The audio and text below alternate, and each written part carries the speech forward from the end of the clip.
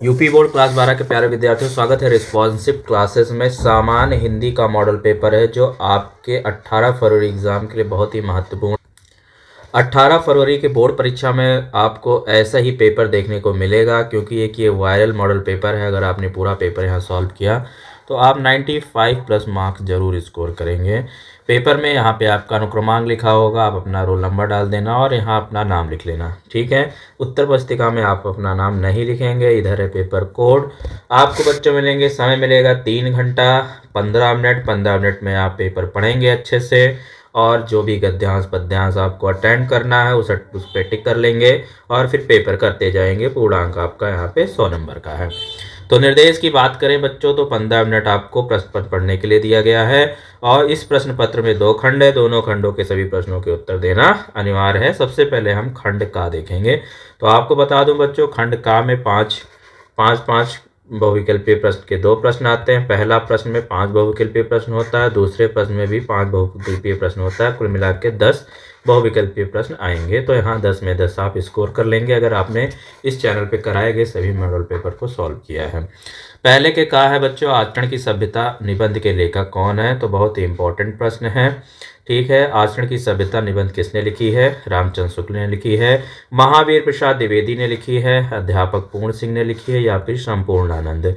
तो आचरण की सभ्यता सरदार पूर्ण सिंह, अध्यापक पूर्ण सिंह बोलो या सरदार पूर्ण सिंह बोलो, एक ही चीज़ है, एक ही नाम है, सरदार पूर्ण सिंह ने लिखी है। ऑप्शन नंबर तीसरा सही हो जाएगा। एक बार सभी लोग वीडियो को लाइक कर लेंगे, चैनल को सब्सक्राइब कर लेंगे जो लोग वीडियो पर को पहली बार देख रहे हैं। पहले का खा है, उसने कहा था कहानी के लेखक हैं। उसने कहा था कहानी के लेखक हैं क्या? जयशंकर प्रसाद जी हैं, चंद्रधर शर्मा गुलेरी हैं, भारतेंदु हरिश्चंद्र है, महावीर प्रसाद द्विवेदी जी हैं। तो उसने कहा था कहानी के लेखक हैं चंद्रधर शर्मा गुलेरी। पहले का गा वाला प्रश्न है, कलम का सिपाही के रचनाकार हैं। तो बच्चों क्या अमृत राय हैं, या फिर यशपाल हैं, जैनेन्द्र हैं, या प्रेमचंद्र हैं? तो कलम का सिपाही किसने लिखा है? अमृत राय ने लिखा। ऑप्शन नंबर पहला सही हो जाएगा। पहले का घा है, बालकृष्ण भट्ट संपादक थे। तो बालकृष्ण भट्ट इनमें से किसके संपादक थे? इंदुमती के संपादक थे, परीक्षा गुरु के संपादक थे, हिंदी प्रदीप के संपादक थे, या साहित्य सहचर के संपादक थे? तो बालकृष्ण भट्ट हिंदी प्रदीप के संपादक थे। ऑप्शन नंबर तीसरा सही हो जाएगा। आपको कमेंट करके बताना है इंदुमती का संपादन किसने किया है, ठीक है। पहले का अंगा है, वासुदेव शरण अग्रवाल द्वारा रचित रचना है, या वासुदेव शरण अग्रवाल की रचना है। बाण भट्ट की आत्मकथा है, वाग्यधारा है, साहित्य और समाज है, शेखर एक जीवनी है। तो वासुदेव शरण अग्रवाल की रचना है वाग्यधारा। ऑप्शन नंबर दूसरा सही हो जाएगा। इस प्रकार आपके पहले प्रश्न के 5 MCQs हो गए। यहाँ पे 5 आपको नंबर मिल जाएंगे। अभी दूसरे में भी 5 MCQs आएंगे। दूसरे प्रश्न में भी दूसरे का पहला MCQs है, यानी का वाला, हिंदी साहित्य का प्रथम कवि माना जाता है सबरपा को, देवसेन को, सरहपा को, या खुमाण रसो को? तो हिंदी साहित्य का प्रथम कवि माना जाता है सरहपा को। ऑप्शन नंबर तीसरा सही हो जाएगा। दूसरे का खा है, कितनी नावों में कितनी बार रचना है? कितनी नावों में कितनी बार रचना है? तो कितनी नाव में कितनी बार रचना है? सच्चिदानंद हीरानारायण वात्स्यायन अज्ञे की है। ऑप्शन नंबर तीसरा आपका सही हो जाएगा। दूसरे का खा का तीसरा ऑप्शन सही होगा, अज्ञे की। कितनी नाव में कितनी बार किसकी है? अज्ञे की है बच्चों। फिर दूसरे का गा है, तार सप्तक का प्रकाशन वर्ष आपको बताना है। 1954, 1943, 1938, 1936? तो तार सप्तक का प्रकाशित हुआ था 1943 में प्रकाशित हुआ था। ऑप्शन नंबर दूसरा सही हो जाएगा। हिंदी का प्रथम महाकाव्य माना जाता है पद्मावत को, रामचरितमानस को, साकेत को, या पृथ्वीराज रासो को? तो हिंदी का प्रथम महाकाव्य माना जाता है पृथ्वीराज रासो को। घा का चौथा सही हो जाएगा।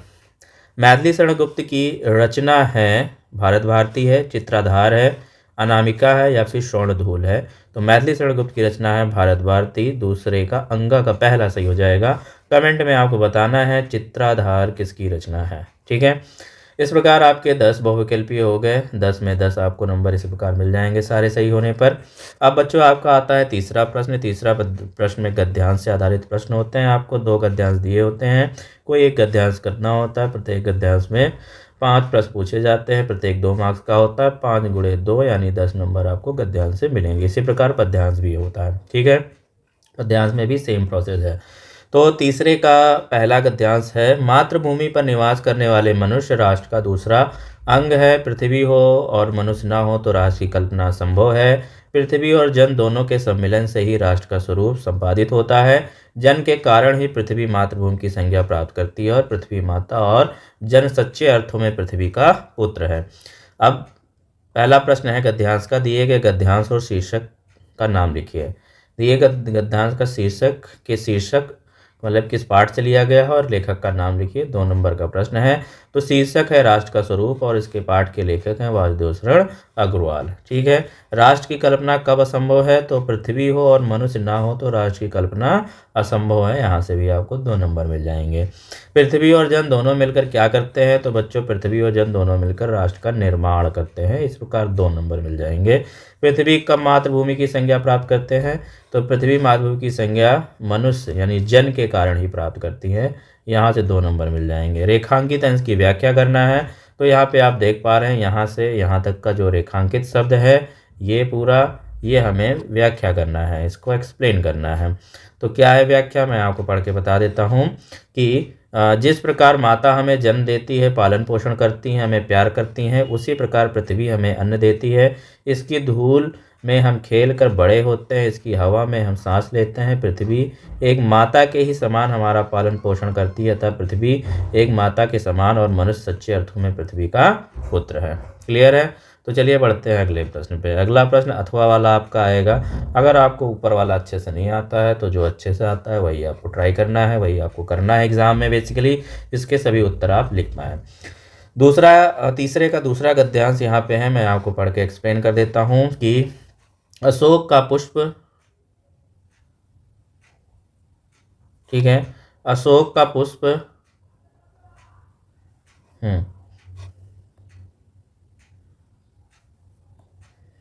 अशोक का वृक्ष जितना भी मनोहर हो, जितना भी रहस्यमय हो, जितना भी अलंकारमय हो, परंतु उस विशाल सामंत सभ्यता की परिष्कृत रुचि का ही प्रतीक है जो साधारण प्रजा के परिश्रम पर पली थी। उसके रक्त संचार कानों में खाकर बड़ी हुई थी और लाखों करोड़ों की उपेक्षा से जो समृद्ध हुई थी, वह सामंत उखड़ और दोनों उत्सव की धूमधाम भी मिट गई है। तो इस गद्यांश पे आधारित यहाँ पे प्रश्न दिया गया है कि उपरोक्त गद्यांश के पाठ और लेखक का नाम बताइए। तो ये गद्यांश अशोक के फूल से लिया गया है। देखिए यहाँ पे अशोक का वृक्ष शब्द आया है, तो अगर आपने पाठ पढ़ रखा है तो आप इसको अच्छे से पहचान लोगे। और अशोक का फूल के लेखक जो है हजारी प्रसाद द्विवेदी जी। इस प्रकार आपको 2 नंबर यहाँ से प्राप्त हो जाएगा। सामंत सभ्यता की परिष्कृत रुचि का प्रतीक कौन है, तो सामंत सभ्यता की परिष्कृत रुचि का प्रतीक अशोक का वृक्ष है। लाखों करोड़ों की उपेक्षा से कौन समृद्ध हुई थी, तो लेखक के अनुसार लाखों करोड़ों की उपेक्षा से सामंतवाद समृद्ध हुआ था। आज उसे सामंत सभ्यता की क्या स्थिति है, तो लेखक के अनुसार आज उस सामंत सभ्यता की स्थिति यह है कि वे उखड़ गए हैं, उनका समाज ढह गया है और उनके विलासितापूर्ण जीवन की धूमधाम मिट गई है। रेखांकित अंश की व्याख्या कीजिए। तो लेखक का कहना है कि संसार का नियम है कि जो वस्तु अथवा परंपरा है वह समय के साथ परिवर्तन होता ही है। कुछ समय पश्चात उसके स्वरूप में आमूलचूल परिवर्तन होकर वह एक भिन्न रूप में हमारे सामने होती है। यही बात संस्कृति के संदर्भ में भी होती है। यही कारण है कि कभी सम्राटों और सामंतों ने जिस विलासी और चाटुकार संस्कृति को जन्म दिया था, वह मन को लुभाने वाली और व्यक्ति को उन्मत्त करने वाली संस्कृति धीरे धीरे समाप्त हो गई है। चौथा है, दिए गए पद्यांश पर आधारित निम्नलिखित प्रश्नों के उत्तर दीजिए। तो देखिए यहाँ पे भी पद्यांश भी आपके 2 पद्यांश पूछे जाएंगे। प्रत्येक पद्यांश में 5 मार्क्स 5 प्रश्न पूछे जाएंगे। प्रत्येक 2 मार्क्स का होगा, यानी 10 नंबर का पद्यांश होगा। जो पद्यांश आपको अच्छे से आ रहा होगा वही आप अटेंड करेंगे। ठीक है। तो बच्चों चौथे का पहला पद्यांश है, मेरे प्यारे नौ जलद से कंज से नेत्र वाले, जाके आए न मधुबन से ओ न भेजा संदेशा, मैं रो रो के प्रिय विरह से बावली हो रही हूँ, जाके मेरी सब दुख कथा श्याम को तू सुना दे, ज्यों ही मेरा भवन तज तू अल्प आगे बढ़ेगी, शोभा वाली सुगत कितनी मंजू कंजे मिलेंगी, प्यारी छाया मृदुल स्वर से मोह लेंगी तुझे वे, तो भी मेरा दुख लख वहाँ जाना विश्राम लेना। उपयुक्त पद्यांश के शीर्षक और कवि का नाम लिखिए। तो पाठ का नाम है बच्चों पवन दूतिका और लेखक इसके हैं अयोध्या सिंह उपाध्याय हरिओध। ठीक है, तो यहाँ से आपको 2 नंबर प्राप्त हो जाएंगे। दूसरा प्रश्न इसमें पूछा गया है, पवन दूतिका द्वारा किससे किसको संदेश भेजा गया है? तो राधा पवन को दूती बनाकर कृष्ण को संदेश भिजवाती है। इस प्रकार आपको 2 नंबर मिलेंगे बच्चों। रेखांकित अंश की व्याख्या कीजिए। तो आप देखिए यहाँ पे जो 2 लाइनें रेखांकित हैं इनको एक्सप्लेन करना है। तो रेखांकित अंश की व्याख्या क्या है कि राधा पवन रूपी दूती को कृष्ण के विरह में अपने विरह व्यथा सुनाते हुए कहती हैं कि जब से मेरे प्राण प्रिय नए बादलों के समान श्याम वर्ण कमल से नेत्र वाले कृष्ण मथुरा गए हैं, तब से ना ही वे मधुबन लौट कर आए हैं और ना ही कोई संदेशा भेजा है। प्रस्तुत पद्यांश में श्री कृष्ण के सौंदर्य का वर्णन किस प्रकार किया गया है? तो राधा के अनुसार कृष्ण के नयन नवीन बादलों के समान पनीले व मनोहारी है। राधा का प्रेम उनके प्यारे प्राण प्रिय कृष्ण के विरह में व्याकुल है। मधुबन जाकर किसने कोई संदेशा नहीं भेजा है? तो मधुबन जाकर श्री कृष्ण ने कोई संदेशा नहीं भेजा है। अब आपका दूसरा अथवा वाला आता है बच्चों। तो अथवा वाला में जो पद्यांश दे रखा है, सारे ही पद्यांश इंपॉर्टेंट है, आप सारे तैयार कर लो, आपका एग्जाम में कोई ना कोई फंस जाएगा, लेकिन जो भी 2 में से एक ही आपको अटेंड करना है। दूसरा पद्यांश क्या कहता है कि मुझको यह प्यार है प्यार और इसे तुम प्यारे, मेरे दुगने प्रिय रहो ना मुझसे न्यारे। मैं इसे ना जानूं किंतु जानते हो तुम, अपने से पहले इसे मानते हो तुम भ्राताओं का प्रेम परस्पर जैसा, यदि बस वह सब पर यो प्रकट हुआ और है वह ऐसा, तो पाप दोष भी पूर्ण तोष है मेरा, मैं रहूं पंक्तिला पदम कोश है मेरा। ये पद्यांश है। पद्यांश पढ़ करके आपको पाठ का नाम और कवि का नाम बताना है, उसके रचयिता, और यहाँ पे 3 लाइन अंडरलाइन है, 4 लाइन इसको आपकी व्याख्या भी करनी होगी। तो पहला प्रश्न आपका यही बनता है बच्चों की प्रस्तुत पद्यांश पाठ और कवि का नाम लिखिए। 2 नंबर का प्रश्न है, पाठ का नाम कैकेयी का अनुताप है, कवि है इसके मैथिली शरण गुप्त। ये 2 नंबर 2 मार्क्स के हो गए, 2 चीज़ें पूछी गई, 2 मार्क्स मिल जाएंगे आपको। रेखांकित अंश की व्याख्या कीजिए। वो कैकेयी कहती हैं कि मुझको यह भरत प्यारा है और तुम इसको प्यारे हो, तुम इसके प्यारे हो, इसको प्यारे हो, और इस प्रकार तुम मेरे दुगने प्रिय हो, तुम मुझसे अलग ना हो। मैं इसे नहीं जानती हूँ कि किंतु तुम इसे अच्छे से जानते हो और अपने से ज़्यादा इसे मानते हो। कैकेयी को कौन दुगने प्रिय हैं? तो कैकेयी को राम दुगने प्रिय हैं। ठीक है, तो इस प्रकार यहाँ 2 नंबर और यहाँ आपको 2 नंबर, और पहले वाले प्रश्न पे 2 नंबर मिल गए। और श्री राम को कौन प्यारा है? तो श्री राम को भरत प्यारा है, 2 नंबर मिल गए। प्रस्तुत पंक्तियों में कौन सा रस है? तो प्रस्तुत पंक्तियों में भक्ति रस है। ठीक है, तो इस प्रकार आपको 2 नंबर मिल जाएंगे।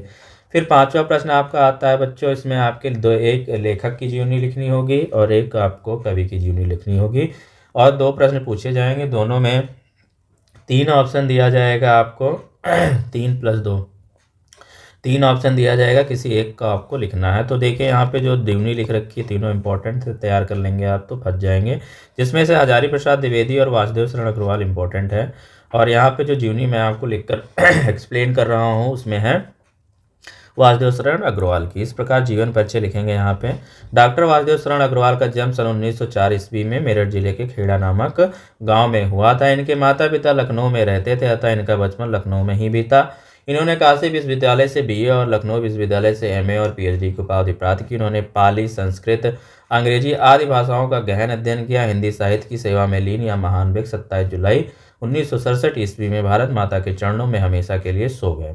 साहित्यिक परिचय की बात करें तो डॉक्टर वासुदेव शरण अग्रवाल ने कविता लेखन से अपना साहित्य प्रारंभ किया। यह लखनऊ एवं मथुरा के पुरातत्व संग्रहालय में निरीक्षक, केंद्रीय पुरातत्व विभाग के संचालक और राष्ट्रीय संग्रहालय दिल्ली के अध्यक्ष भी रहे हैं। इन्होंने साहित्य जीवन में साहित्य के साथ साथ पुरातत्व को भी अपने अध्ययन का विषय बनाया। इनकी भाषा शुद्ध कड़ी बोली है। इन्होंने अपनी भाषा में अनेक देशी शब्दों का प्रयोग किया है। यह केवल एक गद्य लेखक ही नहीं बल्कि काव्य प्रेमी भी थे। रचनाओं की बात करें तो बच्चों डॉक्टर वासुदेव शरण अग्रवाल जी ने निबंध संग्रह, शोध तथा संपादन के क्षेत्र में महत्वपूर्ण कार्य किया है। इनकी रचनाएं निम्नलिखित है। निबंध संग्रह है इनकी कल्पवृक्ष, कल्पलता, पृथ्वीपुत्र, वाग्धारा, वेद विद्या। शोध ग्रंथ की बात करें तो पाणिनिकालीन भारत और पद्मावत हर्षचरित इनके शोध ग्रंथ हैं। फिर खा में आपका किसी एक कवि का साहित्यिक परिचय देते हुए उनकी कृतियों का उल्लेख करना है। ठीक है, तो अयोध्या सिंह उपाध्याय हरिओध, सुमित्रानंदन पंत और रामधारी सिंह दिनकर है। तो यहाँ पे हमने अयोध्या सिंह उपाध्याय हरिओध का जीवन परिचय लिया है। ठीक है, कुछ प्रकार ही इनका जीवन परिचय लिखा हुआ है बच्चों, आप यहाँ पे इसको पढ़ेंगे अच्छे से पॉज करके। और साहित्यिक परिचय भी यहाँ लिख रखा है मैंने, वीडियो पॉज करके आप पढ़ लेंगे। रचनाएं इनकी है, प्रमुख रचनाएं प्रिय प्रवास पूछी जाती है, पारिजात, वैदेही वन की सारी रचनाएं इंपॉर्टेंट है, आप रट लीजिए। ये प्रवास, पारिजात, प्रेम कांता, अधिकिला फूल, ठेठ, हिंदी का ठाठ, रुक्मणी परिणय, ये सब जो सारी इनकी रचनाएं हैं। ठीक है, तो अयोध्या सिंह उपाध्याय, हरिऔध की ये सारी रचनाएं आप रट लेंगे। ठीक है, पंचलाइट अथवा लाठी कहानी का सारांश लिखिए। तो यहाँ पे हमने पंचलाइट कहानी का सारांश लिख रखा है। आप इसको पॉज करके, वीडियो पॉज करके आप एक बार रिवीजन कर लेंगे, आपको कहानी याद आ जाएगी। वैसे सबको कहानी पता भी होगी। फिर आपका 7वां प्रश्न आता है स्वपथित खंड काव्य के आधार पर आपको प्रश्न लिखना होता है। जो भी खंड काव्य आपके ज़िले में चल रहा है, जो आप पढ़ रहे हैं, उस खंड काव्य से अपना एक प्रश्न आपको 5 नंबर का पूछा जाएगा, उसको भी आप तैयार कर लेंगे। फिर उसके बाद बच्चों आपका खंड खा स्टार्ट होता है, जहाँ से अनिवार्य संस्कृत वाला पार्ट होता है। संस्कृत में भी 2 गद्यांश और 2 पद्यांश पूछे जाते हैं, 7 नंबर का होता है। तो सबसे पहले ये गद्यांश है। हर गद्यांश और हर पद्यांश में एक एक ऑप्शन दिया होगा, कोई एक ही आपको अटेंड करना है। ठीक है बच्चों, तो यहाँ पे देखिए, यहाँ पे गद्यांश लिख रखा है। इस गद्यांश को पढ़ करके इसका हमें संदर्भ लिखना है। तो प्रस्तुत गद्यांश हमारी पाठ्य पुस्तक संस्कृत के संस्कृत भाषा या महत्व नामक पाठ से अवतरित है। इसका यहाँ पे अनुवाद लिख रखा है, मैं अनुवाद पढ़ दे रहा हूँ, आप समझ लेना। यह भारत देश धन्य है, जहाँ मनुष्यों के चित्त को शुद्ध करने वाली, अच्छे भावों को उत्पन्न करने वाली, शब्दों के समूह को जन्म देने वाली देववाणी सुशोभित है। विद्यमान संपूर्ण साहित्यों में इसका साहित्य सर्वश्रेष्ठ और सुसंपन्न है। यही भाषा संस्कृत नाम से भी संसार में प्रसिद्ध है। हमारे रामायण, महाभारत आदि ऐतिहासिक ग्रंथ, चारों वेद, समस्त उपनिषद, 18 पुराण, अन्य महाकाव्य, नाटक आदि इसी भाषा में लिखे गए हैं। ठीक है, अब अगर आपको ऊपर वाला गद्यांश नहीं आता है तो आप दूसरा वाला अटेंड कर सकते हैं। ये गद्यांश लिख रखा है, इंपॉर्टेंट गद्यांश है, ये एग्जाम में पूछा गया है। तो इसका आपको संदर्भ बताना है। इसका प्रयोग गद्यांश को पढ़ करके संदर्भ आपको लिखना है। तो प्रस्तुत गद्यांश हमारे पाठ्य पुस्तक संस्कृत के आत्मज्ञ एवं सर्वज्ञा नामक पाठ से अवतरित है। ठीक है, यहाँ पे इसका अनुवाद हमने लिखा है। आप अनुवाद वीडियो पॉज करके पूरा अनुवाद अच्छे से अपना तैयार कर लेंगे। ठीक है, फिर बच्चों आपका श्लोक से आएगा, 2 श्लोक दिए जाएंगे। दिए गए श्लोकों में से किसी एक का ससंदर्भ हिंदी में अनुवाद कीजिए। सुखार्थिना कुतो विद्या, कुतो विद्यार्थिनम सुखम, सुखार्थी व त्यजेत विद्या, विद्यार्थी व त्यजेत सुखम। तो प्रस्तुत श्लोक हमारे पाठ पुस्तक संस्कृत के सुभाषित नाम पाठ से ये अवतरित है। सुख चाहने वाले को विद्या कहा, विद्या चाहने वाले को सुख चाहा, सुख चाहने वाले को विद्या छोड़ देना चाहिए, विद्या चाहने वाले को सुख छोड़ देना चाहिए। इसका अर्थ हो गया। अथवा में आपको दे रखा है, तो ऊपर का श्लोक पढ़ कर हमने संदर्भ लिखा है कि प्रस्तुत गद्यांश हमारी पाठ्य पुस्तक संस्कृत के भोजस्योदार्यम नामक पाठ से अवतरित है। ठीक है, इसका अर्थ लिखा है कि शिव का अर्धभाग दानवैरी अर्थात विष्णु ने तथा अर्धभाग पार्वती ने हर लिया। इस प्रकार भूतल पर शिव की कमी होने से गंगा सागर में, चंद्रकला आकाश में तथा नागराज भूतल में समा गए। सर्वज्ञता और अधीश्वरता आप में तथा विच्छाटन मुझ में आ गया। ठीक है, ये इसका अर्थ हो गया। फिर बच्चों आपको निम्नलिखित मुहावरों और लोकोक्तियों में से किसी का एक अर्थ लिखना है। 2 नंबर का आएगा। आंखें 4 होना, आंखों का तारा होना, बहुत प्यारा होना, पानी पानी हो रहा, सावन हरे न भादो सूखे। तो ये मुहावरे में से कोई 2 आपको इसका अर्थ लिखकर वाक्य में प्रयोग करना है। मुहावरे इजी आते हैं, आप 2-4 बोर्ड के कर लेंगे, मतलब कि 4-5 सालों के बोर्ड वाले कर लेंगे तो वही आपको रिपीटेड एग्जाम में देखने को मिल जाएगा। फिर आपका 10वां प्रश्न बच्चों अपठित गद्यांश आता है, 5 नंबर का। अपठित गद्यांश के आधार पर प्रश्नों के उत्तर देना होता है। तो यहाँ पे देखिए गद्यांश है, इसको आप पढ़िए और फिर इसके उत्तर नीचे लिखे हुए हैं प्रश्न, इसके उत्तर गद्यांश से दीजिए। स्वतंत्र भारत में दुर्गा भाभी का सम्मान किस प्रकार किया गया, तो आपको गद्यांश पढ़कर उत्तर इसका मिल जाएगा। हालांकि उत्तर यहाँ पे लिखा है कि स्वतंत्र भारत में दुर्गा भाभी को उपेक्षा और आदर दोनों मिले। उनके सम्मान में आयोजित एक समारोह में तत्कालीन मुख्यमंत्री दरबार सिंह ने उन्हें 51,000 रुपये भेंट किए, पर भाभी ने वहीं वापस कर दिए। ये 2 नंबर का प्रश्न यहाँ पे आपका हो गया। स्वाधीनता संग्राम में भाग लेने का लक्ष्य क्या था, तो देश की स्वतंत्रता का लक्ष्य का था। दुर्गा को सम्मान में जो धन भेंट किया गया उससे किस हेतु प्रयोग करने लौटा दिया गया, तो दुर्गा भाभी ने भेंट स्वरूप प्रदान किए गए रुपए लेने से इनकार कर दिया।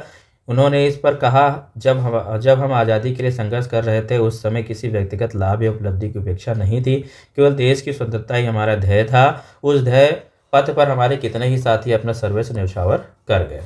फिर देखिए शब्द युग्मों में सही अर्थ का चयन कीजिए। यहाँ पे जैसे अविराम और अभिराम, तो अविराम मतलब होता है बिना रुके और अविराम मतलब लगातार और सुंदर।